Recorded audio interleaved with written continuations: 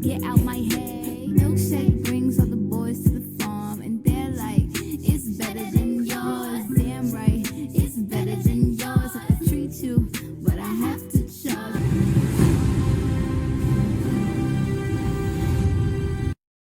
Now you guys, at this point it's hard to ignore how sibling creators on social media can make audiences do a double take.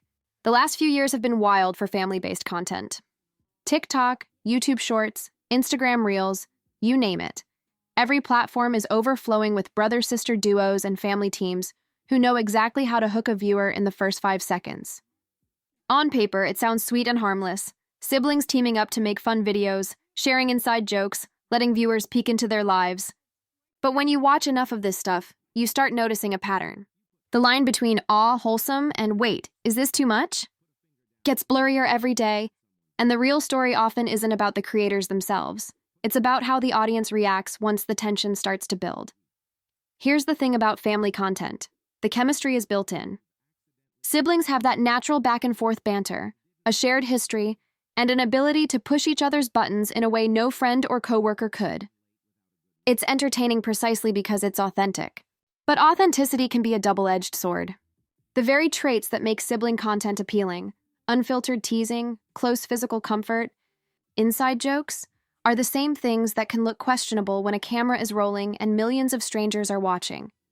Think about the classic challenge trend. A song goes viral, a dance gets trendy, and suddenly every sibling duo is jumping on it. Most of these challenges are innocent enough, but when the music is a little suggestive or the moves are flirty, viewers start reading into it. Maybe the camera lingers on one person's reaction.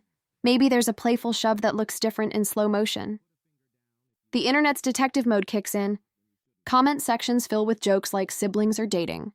And even when it's obviously a joke, the sheer number of people saying it can change how future viewers see the video. Suddenly, what was supposed to be a goofy, lighthearted clip turns into something loaded, and it doesn't stop with one upload. Once that idea is planted, fans start combing through the entire archive. Old videos are rewatched frame by frame. A hug that seemed sweet months ago might now be labeled sus. A simple reaction shot gets slowed down and analyzed like it's a courtroom exhibit. People connect dots that might not even exist because the narrative has taken hold. It's the classic internet feedback loop. The more viewers hint at a hidden meaning, the more new viewers show up looking for the same thing, which leads to more comments, which reinforces the story.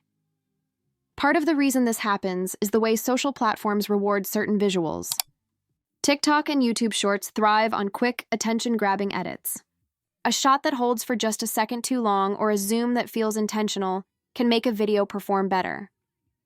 But that same polish makes audiences think every single detail was planned.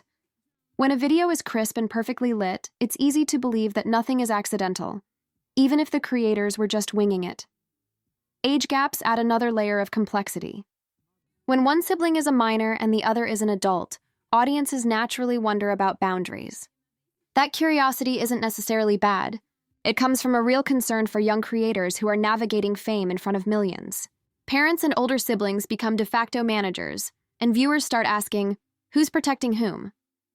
Are the adults making sure the younger creator is comfortable, or is the content being shaped mainly by what will get clicks? Even if everyone involved is acting responsibly, the optics can be tricky, and optics are everything online. Money raises the stakes even higher. With influencer marketing, brand deals, and ad revenue, it's common for a teenager to bring in serious income. In states like California, the Coogan Law is supposed to help by requiring a portion of a child performer's earnings to be set aside in a trust. That law now covers digital creators too. But unless a family publicly shares the details, no outsider can know whether those protections are being followed. So audiences speculate. Who's managing the brand deals? Who has access to the bank accounts? The bigger the channel gets, the more those questions snowball. Then there's the role of parents and other adults. Viewers notice when no one seems to be stepping in, especially if a video starts to feel uncomfortable. Silence can read like approval. If no guardian or manager says this is too far, the audience often assumes everyone around the young creator is complicit, even if that assumption is totally unfair. It's a reminder that when a family turns their daily life into content, they're not just entertainers. They're also caretakers, and the world is watching to see how seriously they take that role. Another piece of the puzzle is the blurred line between character and reality. Many teen influencers lean into a persona, maybe the over-the-top diva, the perpetually spoiled sibling, the dramatic prankster. It works because it's entertaining and easy to understand. But over time, fans can't tell where the performance stops and the real person begins. If a teenage creator demands expensive gifts on camera, is that part of the bit or how they actually live? Does the audience even care about the difference? The persona becomes the brand, and the brand can swallow the person whole. All of these dynamics, audience speculation, editing choices, age gaps, money, and blurred identities, combine into a perfect storm. A single video can spark a week-long frenzy of theories, duets, reaction videos, and think pieces. Creators, especially young ones, might not be ready for how fast things spiral. Even when nothing inappropriate is happening, the conversation can take on a life of its own, leaving the people at the center scrambling to catch up. It's worth pausing to ask why viewers are so quick to assume the worst. Part of it is the sheer scale of social media. When millions of strangers are essentially hanging out in your living room, someone will always interpret things differently than you intended. Part of it is the way algorithms reward conflict and surprise. A comment accusing someone of crossing a line will travel farther than a comment saying, "cute video." And part of it is our collective fascination with blurred boundaries. We like stories where relationships are messy, where public and private mix, where we can debate what's really going on behind the scenes. That doesn't mean the audience is solely to blame. Creators have responsibilities too. When minors are involved, it's crucial to set clear boundaries about what kind of jokes or skits are okay and what's off limits. Adults in the family, parents, older siblings, managers, need to think ahead about how content might be perceived. Sometimes that means scrapping an idea that could be misinterpreted, even if it might perform well. Protecting a young person's privacy and dignity has to come first. Audiences, for their part, can remember that a few edited clips rarely tell the whole story. What we see is a highlight reel, not a live feed. Jumping to conclusions can hurt real people, especially when the creators are teenagers who might not have the emotional armor to handle a sudden flood of accusations. It's one thing to critique a piece of media. It's another to turn speculation into personal attacks. And let's not forget how fast trends fade. Today's big controversy is tomorrow's forgotten hashtag. The same viewers who are convinced something sinister is happening will move on to the next viral moment within days. But the families at the center of it all are left dealing with the aftermath, awkward conversations, brand deal headaches, maybe even legal questions. The internet's attention span is short, but the impact on real lives can last a long time. This is the bigger picture that often gets lost when people fixate on one specific set of siblings or one viral clip.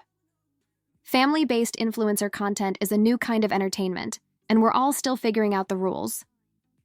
How do you balance authenticity with privacy? How do you keep content fun without crossing lines that invite harmful speculation? How do you let young creators shine while making sure they're protected financially and emotionally? These are questions that don't have easy answers, but they're worth asking every time we click upload, because at the end of the day, behind every polished TikTok or perfectly lit YouTube short are real people, brothers, sisters, parents, kids, trying to navigate a complicated new world where their private moments are public entertainment.